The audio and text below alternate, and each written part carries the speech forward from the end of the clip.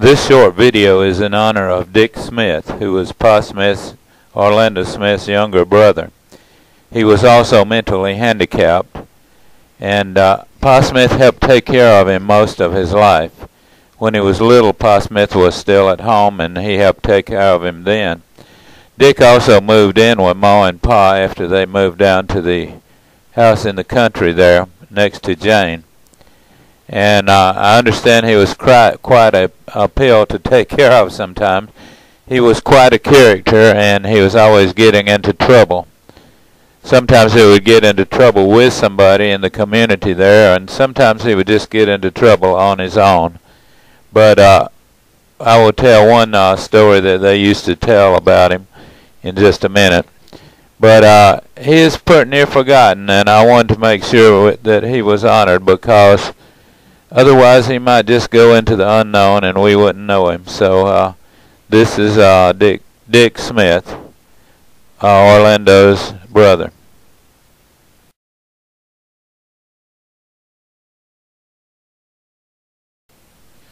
Here is Dick and Pa Smith, Pa Lander Smith, superimposed on the same photo. You can see the resemblance and know that they came from the same family. And back then, people took care of people that were mentally handicapped or old, and they became members of the family, and they were treated just like any other member, either the adults or the children. And in those days, they would not think of sending anyone off to a home or place to be taken care of until it was the last straw. People usually died at home at that time. These are pictures of my dad, Ogburn, and his brother Crawford at the time that Dick Smith was probably living with them. I remember them talking about him a lot. I was never privileged to know him because he died a few years before I was born, quite a few years before I was born. But at the time he died, there was radios, so it wasn't all that late in time. One incident that they often would tell me about that happened with Dick was that he got lost in the woods. He used to ramble around in the woods a lot, and I guess he enjoyed being out in the quiet and peace. But the sun was going down, and he got disoriented, and he didn't know where he was, so he panicked.